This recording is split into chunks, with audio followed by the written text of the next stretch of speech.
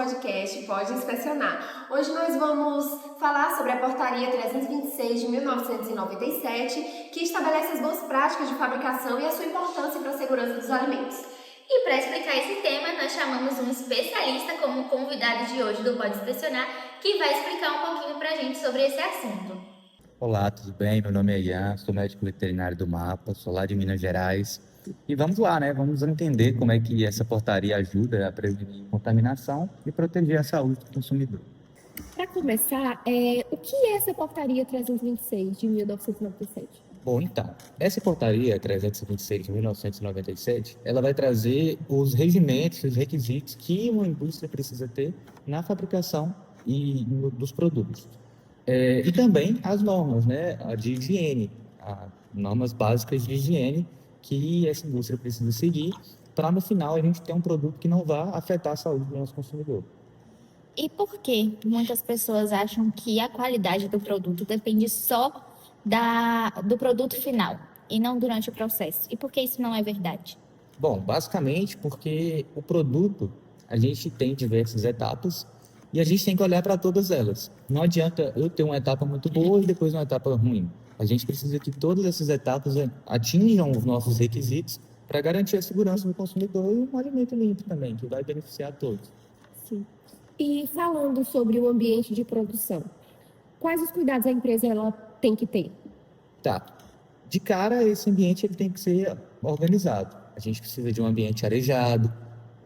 De forma geral, um ambiente que não vai levar contaminação ao nosso produto. Ou seja, a gente tem que ter coisas que são fáceis de limpar, por exemplo. A gente não vai ter uma bancada que vai dar trabalho para a gente limpar depois. Tem que ser de um material fácil de limpar. E tudo isso está na portaria. Tudo isso está especificado na portaria. E pensando no ambiente, a gente também precisa pensar nos funcionários. Como os funcionários podem acabar intervindo nesse processo de fabricação desses alimentos? Então, a gente tem que olhar principalmente para 3 fatores quando a gente pensa nos funcionários. Primeiro, treinamento. Não dá para ser qualquer pessoa que a gente vai colocar para mexer com um produto que vai afetar ou não a saúde do consumidor. Então, a gente tem que ter um profissional treinado, um profissional que siga os regimentos da empresa. É importante porque a portaria especifica tudo e isso precisa ser seguido. Então, esse profissional precisa seguir esse passo a passo, bem como também ter boas práticas higiênicas. É o que a gente precisa para ter um funcionário trabalhando nessa área. Sim. E existe alguma diferença entre limpeza e sanitização ou são a mesma coisa? Então, muita gente costuma achar que é a mesma coisa, mas é diferente. Limpeza, a gente pensa em algo mais bruto, assim. Por exemplo, a gente tem sujidades visíveis, a gente vai limpar, tirá-las dali. Já a sanitização, a gente vai estar reduzindo a carga de micro-organismos que pode ter naquela superfície, onde quer que seja. Então, essa é a principal diferença entre os dois.